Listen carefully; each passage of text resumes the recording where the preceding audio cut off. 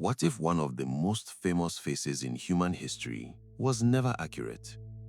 For hundreds of years, millions of people have pictured Jesus the same way. Pale skin, long brown hair, light eyes. In churches, in movies, in paintings, in children's Bibles. But there's one problem. Jesus was born in Judea, and 100% historians say the image most people recognize today probably would have looked foreign to the real Jesus himself. So how did the son of a Jewish family from Judea become known around the world as a white European man? Was it just art, or was power involved?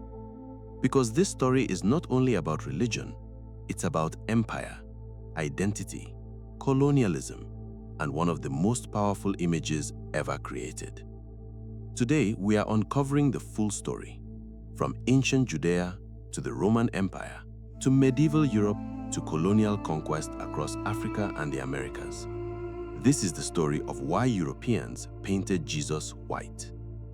If you enjoy documentaries that uncover the hidden history behind religion, identity, and power, make sure you subscribe now. And trust me, the deeper we go into this story, the more shocking it becomes. Because by the end of this documentary, you will understand how one image influenced religion, colonialism, race, and global culture for centuries. To understand this story, we have to separate historical evidence from artistic tradition. Because over time, art, politics, culture, and power all influenced the way people imagined Jesus. Because the truth is this: the Bible never gives a detailed physical description of Jesus. There is no verse saying Jesus had pale skin. There is no verse saying he had blue eyes. And there is no surviving portrait made during his lifetime. Everything came later. So to understand why Jesus was painted white in Europe, we first need to understand who Jesus actually was and the world he was born into. Let's start with the historical Jesus, not the paintings, not Hollywood, the real world he lived in. Jesus was born in Judea around 2,000 years ago. That region is part of the modern Middle East. The people there were mostly Jewish. They spoke Aramaic and Hebrew. The climate was hot, and the people of the region generally looked very different from Northern Europeans. This does not mean every person looked exactly the same. The ancient Middle East was diverse, but historians agree on one important point. Jesus almost certainly did not look like the white European images many people grew up seeing.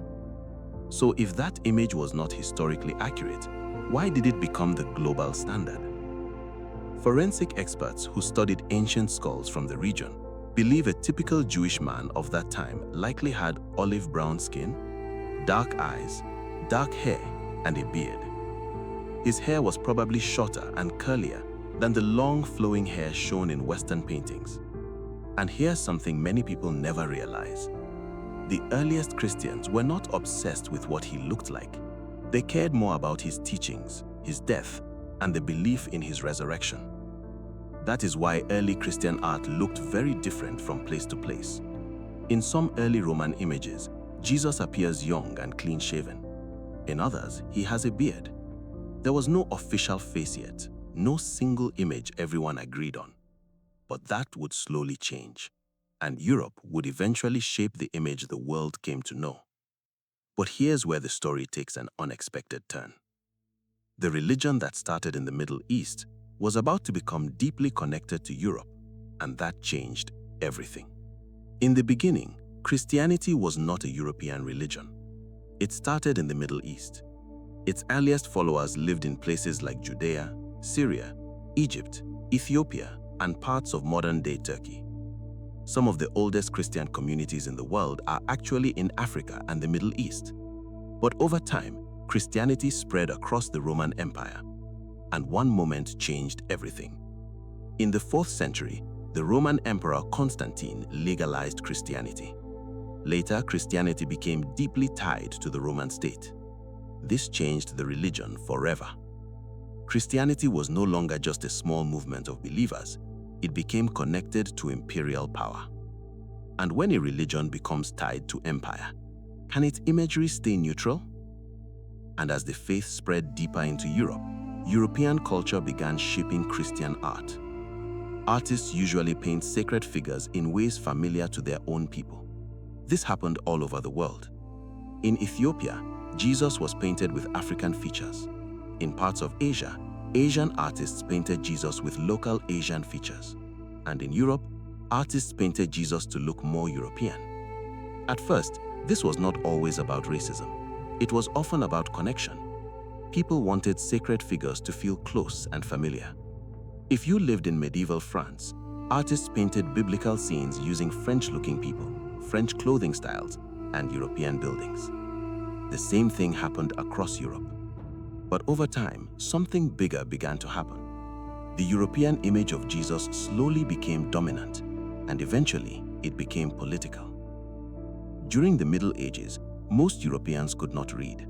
Books were rare, so churches used paintings, statues, stained glass windows, and murals to teach Christianity. Art became a powerful tool. And because most major artists at the time were European, Jesus was increasingly shown with European features. This was also the period when famous artistic traditions developed. Jesus was often shown with long hair, a beard, light skin, a calm facial expression, and European-style facial features. Over generations, these images became normal. People stopped questioning them, because if you see the same face your entire life, would you ever think to question it? Many believers simply assumed this was exactly what Jesus looks like. But medieval Europe was also a deeply divided world. Religion and power were connected. Kings ruled with support from churches. The church held enormous influence, and Christian imagery became tied to European identity itself. By this point, Christianity in Europe was no longer just a religion from the Middle East. It had become part of European civilization. Then came one of the most important periods in art history, the Renaissance. Up to this point, the image of Jesus was still evolving, but the next phase would lock the image into the minds of millions, and one famous painting played a huge role. The Renaissance began in Europe around the 14th century. Artists became famous, painting became more realistic, and wealthy rulers paid artists to create huge religious works. This period produced some of the most famous images of Jesus ever made. Artists like Leonardo da Vinci, Michelangelo, and Raphael created works that spread across Europe for centuries. And these paintings deeply shaped how many millions imagined Jesus. Take Leonardo da Vinci's famous painting, The Last Supper. You've probably seen it before. Even people who know almost nothing about Christianity recognize that image. That's how powerful it became. The men in the painting look European. The environment feels European. The artistic style is completely tied to Renaissance Italy. This was not because Leonardo believed he was making a scientific portrait. He was painting through the culture around him. The same happened with many other artists. European painters used local models. Sometimes they even used wealthy nobles or friends as inspiration. There are stories and theories that some artists painted biblical figures using faces from powerful families around them.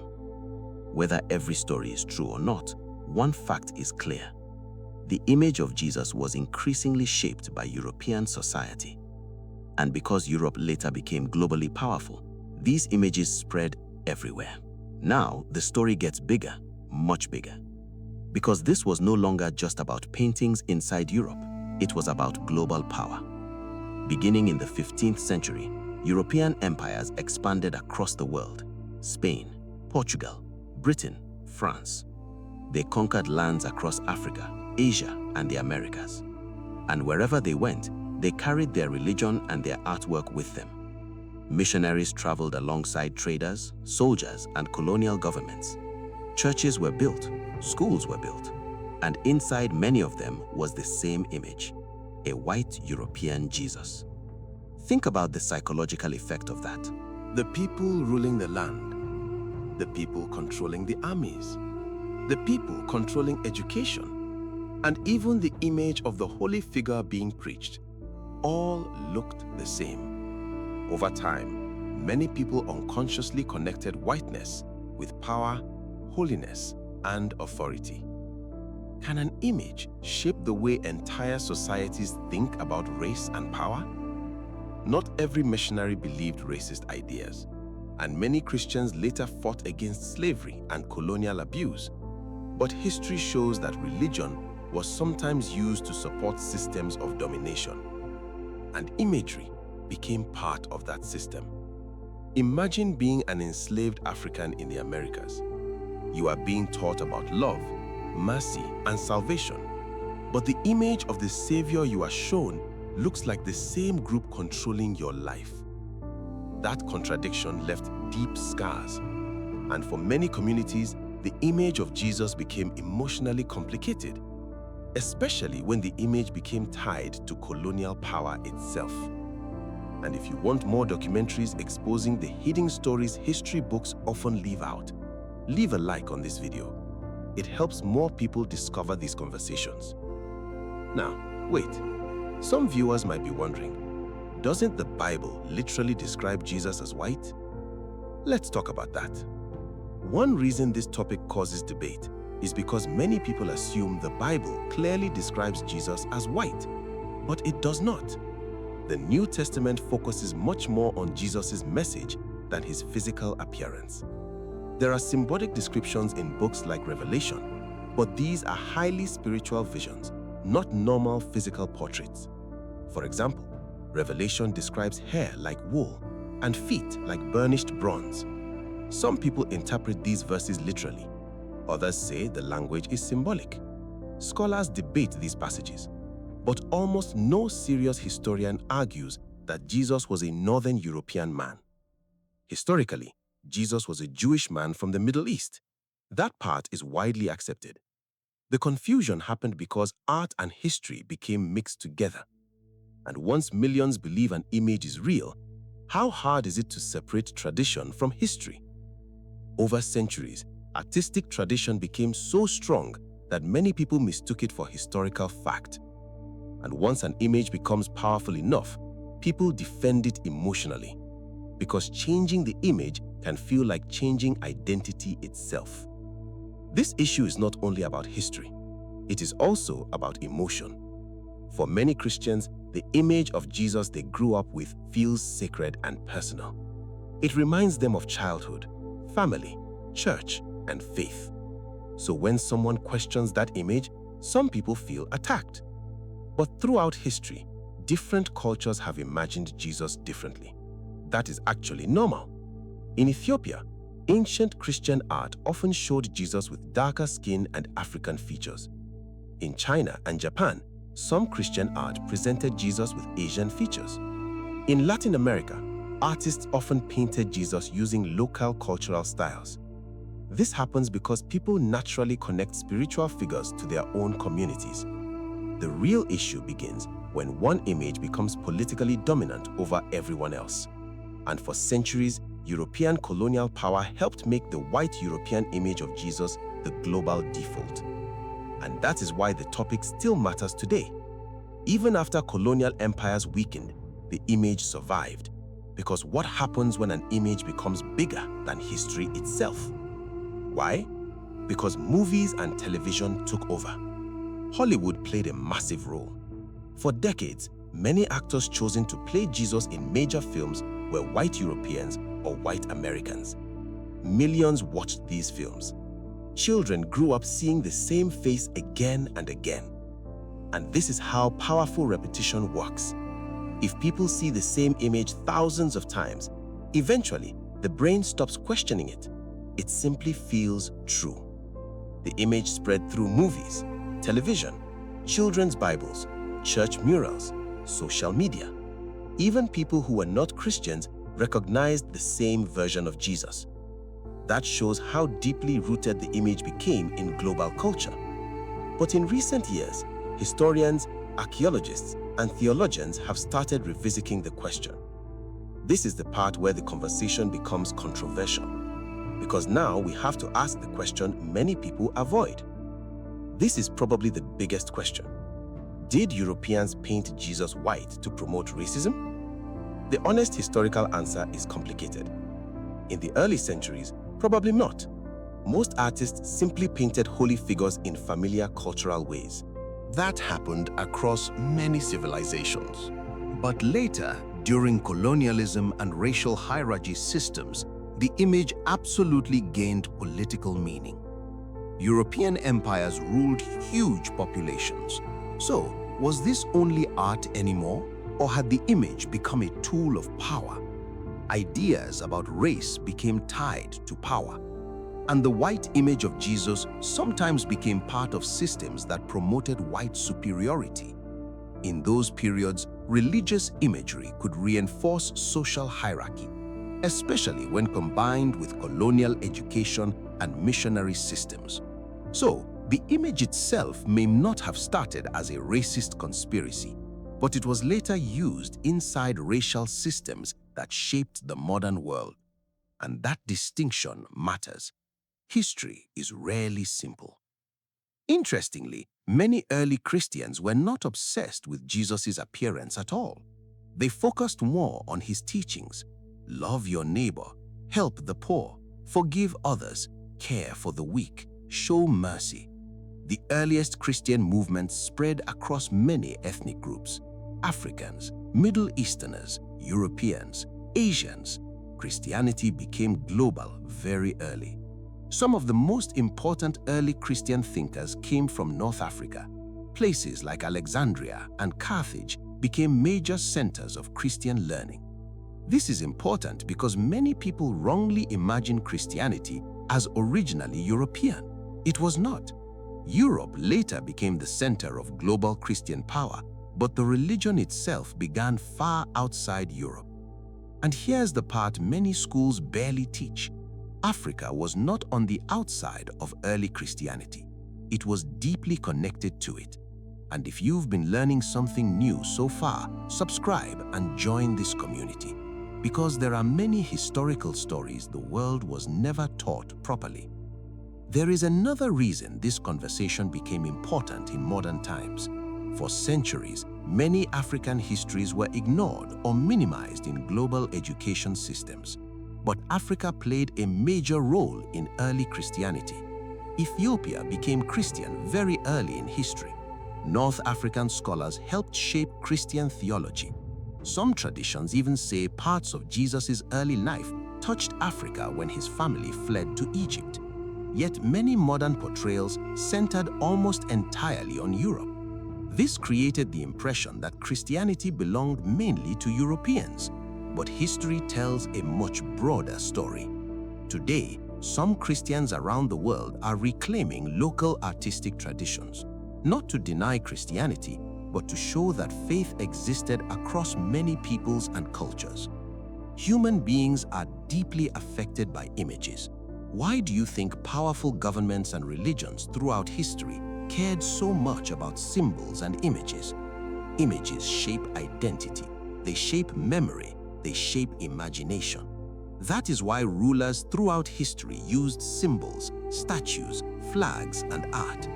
Religious imagery is especially powerful because it connects emotion with belief.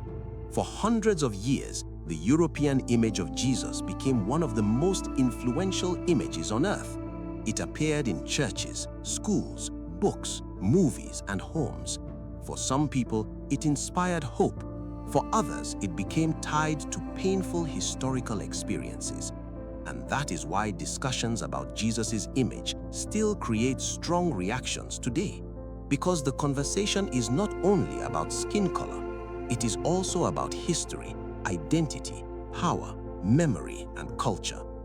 Even though debates continue online, most historians agree on a few basic points. First, Jesus was a real historical figure from the Middle East. Second, the Bible does not provide a detailed physical description of him. Third, different cultures created different artistic images of Jesus over time. Fourth, European colonial expansion helped spread the white European image globally. And finally, the popular Western image of Jesus reflects European artistic tradition more than historical accuracy. These points are accepted by many scholars across different backgrounds. And maybe that's why conversations like this make people uncomfortable. Because questioning powerful images can feel like questioning history itself. Some people ask, why does any of this matter? Because history matters. If history can reshape the face of one of the most important figures in human civilization, what else might history have reshaped? Understanding how images are created helps people understand how power works. It also helps people separate culture from history. And for many viewers around the world, this conversation is personal. People want to see themselves reflected in history. They want honest education. They want the full story. At the same time, many Christians believe Jesus' message matters more than his appearance, and that is also part of the conversation. Different people approach this topic differently, but one thing is certain. The image of Jesus did not fall from the sky unchanged. It evolved across centuries, and Europe played a major role in shaping the version most of the world recognizes today. But before we end, think about this. If one image could shape how billions of people imagined holiness for centuries, what other historical images have we accepted without questioning? So, why did Europeans paint Jesus white? The answer is layered. At first, many artists simply painted holy figures to look familiar to local people. That happened in many cultures. But as Europe grew more powerful, European images spread across the world. And over time, the white European image of Jesus became dominant. Not because it was historically proven, but because European power became global. Eventually, the image became so common that many people stopped seeing it as art. They saw it as fact. But history is often more complicated than the images we inherit. And sometimes, understanding the past means questioning what we were taught to accept automatically. Maybe the bigger question is not, what color was Jesus? Maybe the bigger question is, why did one image become so powerful enough to shape the thinking of entire civilizations? Because this story was never only about religion, it was also about power, identity, empire, and the way images can shape the human mind for generations. If this documentary changed the way you think about history, religion, or identity, subscribe for more deep historical investigations like this. Because some of the most powerful stories in history are the ones people rarely question. Comment below. Do you think the image of Jesus influenced world history more than most people realize? Because this conversation is far from over.